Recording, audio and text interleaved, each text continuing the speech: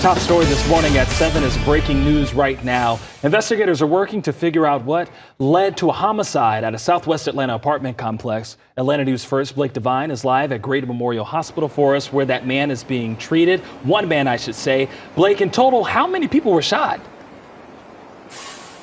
You know, Brooks, two men were shot. Both men were in their 30s. Now, one man is being treated right here at the hospital for gunshot wounds. He is in stable condition. The other man died there at the scene. Police believe this may have been a drug deal that went bad. Now, this all happened around midnight when Atlanta police officers were called out to the apartment complex. We're talking about the Gateway South Apartments on Sylvan Road.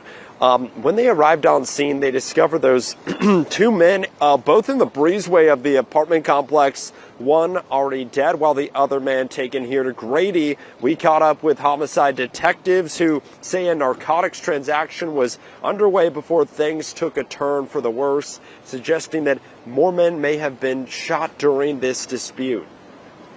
We believe that there was some type of narcotics transaction that was taking place, and an unknown amount of individuals were involved, and we're trying to determine that at this point. Now, this time, no arrests have been made. Police haven't released any information or a description of the suspected shooter. Reporting live outside of Grady Memorial Hospital, Blake Devine, Atlanta News First.